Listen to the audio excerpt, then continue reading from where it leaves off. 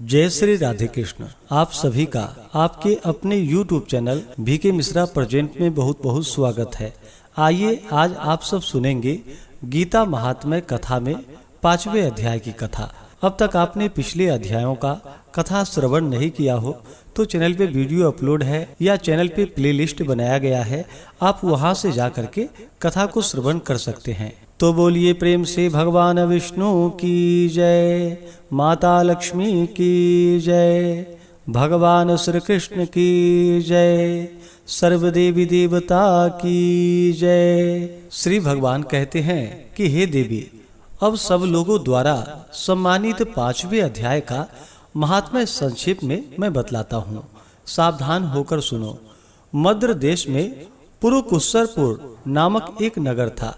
उसमें पिंगल नामक एक ब्राह्मण रहता था। वह वेद पाठी ब्राह्मणों के विख्यात वंश में जो सर्वदा निष्कलंक था वहां उत्पन्न हुआ था, किंतु अपने कुल के लिए उचित वेद शास्त्रों के स्वाध्याय को छोड़कर ढोल बजाते हुए उसने नाच गान में मन लगाया।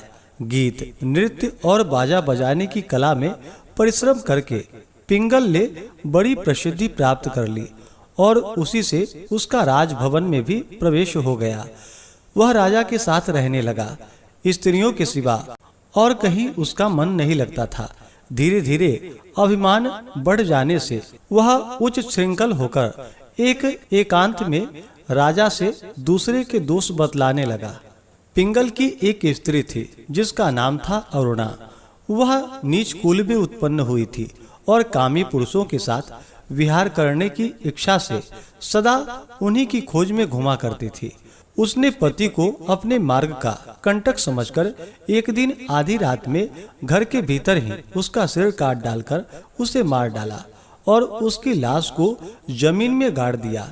इस प्रकार प्राणों से वियुक्त होने पर वह यमलोक में पहुंचा और भीषण नरकों का उपभोग करके निर्जन वन में गिद्ध हुआ।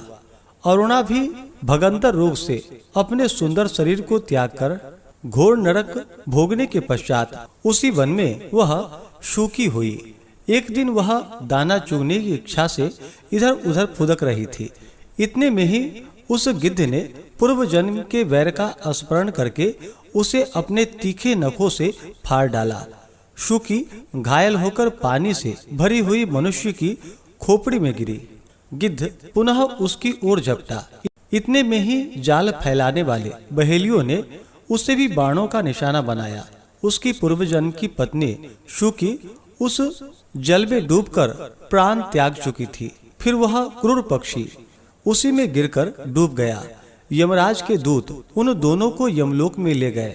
वहां अपने पूर्वकृत पाप कर्म को याद करके दोनों ही भयभीत हो रहे थे। तदंतर यमराज ने जब उनके घृणित कर्मों पर दृष्टिपात किया तब उन्हें मालूम हुआ कि मृत्यु के समय आकाशमात जल में स्नान करने से इन दोनों का पाप नष्ट हो चुका है। तब उन्होंने उन दोनों को मनोवांछित लोक जाने की आज्ञा दी। यह सुनकर अपने पाप को याद करते हुए वे दोनों बड़े विस्मय में पड़े और पास जाकर धर्मराज के चरणों में प्रणाम करके पूछने लगे, भगवान, हम दोनों ने पूर्व जन्म में अत्यंत घृणित पाप का संचय किया है, फिर हमें मनोवांछित लोकों में भेजने का क्या कारण है? यमराज ने कहा, गंगा के किनारे वट नामक एक उत्तम ब्रह्मज्ञानी थे।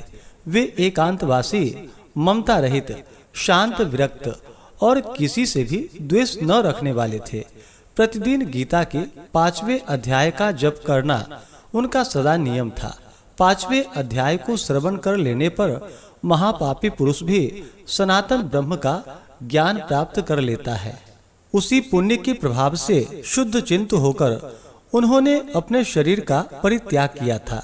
गीता के पाठ से जिनका निर्मल हो गया था, जो आत्मज्ञान प्राप्त कर चुके थे, उन्हीं महात्मा की खोपड़ी का जल पाकर तुम दोनों पवित्र हो गए। अतः अब तुम दोनों मनोवांछित लोकों को जाओ, क्योंकि गीता के 5वें अध्याय के महात्म्य से तुम दोनों शुद्ध हो गए हो।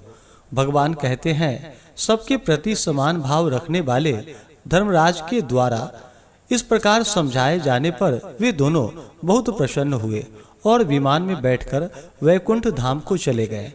तो बोलिए प्रेम से भगवान विष्णु की जय, माता लक्ष्मी की जय, भगवान श्री कृष्ण की जय, सर्वदेवी देवता की जय।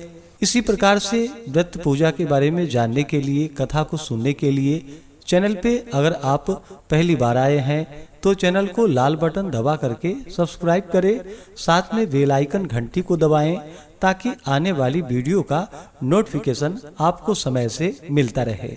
वीडियो को लाइक करें, शेयर करें। सुखी रहें और स्वस्थ रहें। जय श्री राधे कृष्ण। धन्यवाद।